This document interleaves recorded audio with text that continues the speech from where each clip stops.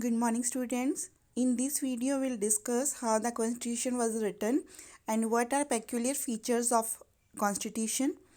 So, between December 1946 and November 1949,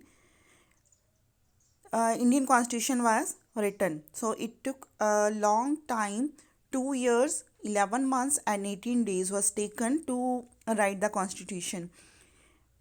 Finally, on 26 November 1949, it was ready, but uh, it came into effect on 26 January 1950 to give importance to the date 26 January because on 26 January 1930, Congress declared sovereign or independent country India.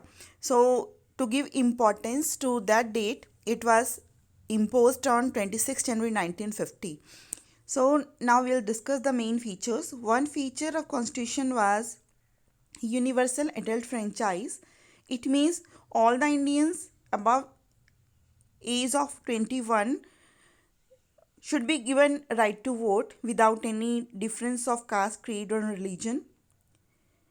Like in United Kingdom, right to vote was not given to all in uh, earlier times because it was granted to men of property, means a rich person were allowed to right to vote, but after long struggle working class got right to vote. Finally a bitter struggle was continued, and then slowly women got right to vote. But in India in starting it was given to all without any discrimination. So all adults are given right to vote without any difference of gender, class, rich or poor, no difference is done.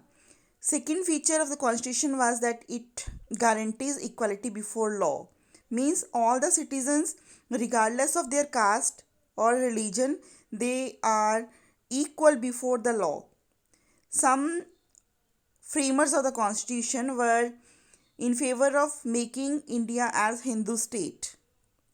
Like it is also included in agenda of BJP, but Pandit Jawaharlal Nehru was of opinion that India could not be and must not be a Hindu Pakistan because in India there are other peoples who are belonging to other religions like Sikhs, Jains, Parsis, etc.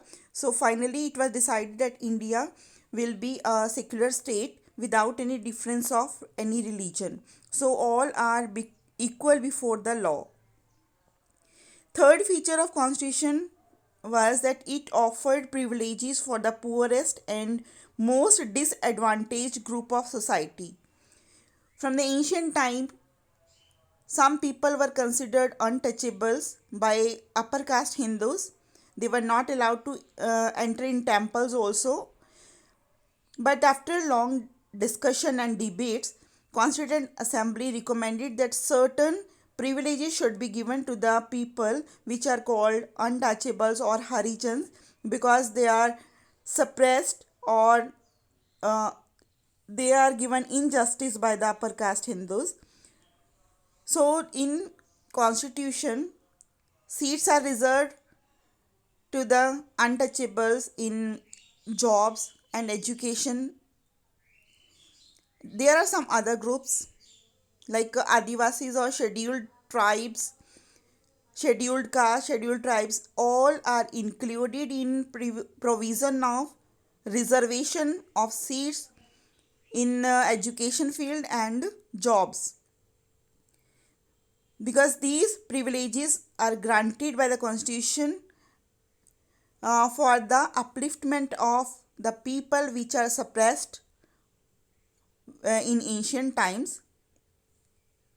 The Constituent Assembly spent many days discussing powers of central government. Some members thought that only strong center can control the country, but some people were in favor of giving powers to states as well. A member from Mysore feared that under the present system, democracy is centered in Delhi.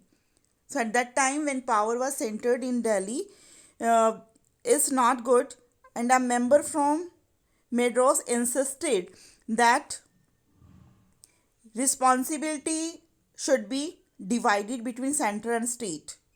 Constitution sought to balance these by dividing the powers. Three lists are included in our constitution: union list, state list, and concurrent list. In union list, important subjects like taxes, defense, and foreign affairs are included, and only central government can make laws on subjects included in union list. And state list having subjects like education and health, which are under power of state government. One another list is concurrent list, under which subject like forest and agriculture are included in it. On center and state, both governments can frame laws on these subjects, and in case of contradiction, state government law is prevailed. So another major debate in Constituent Assembly concerned language. Many of members believed that English language should leave India with the British rule. They argued that its place should be taken by Hindi.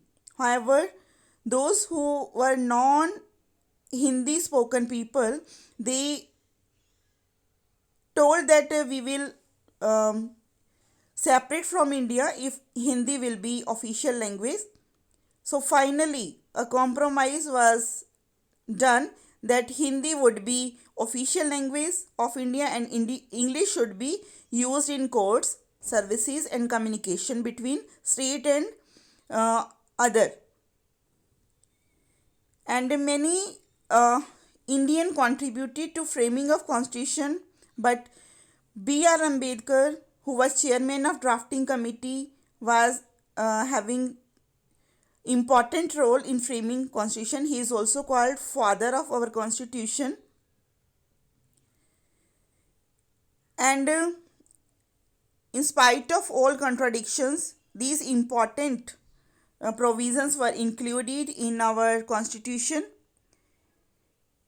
Right to equality is also important part of our constitution, and all are equal in social and economic field. So in this video we have discussed these main features which were included in our constitution.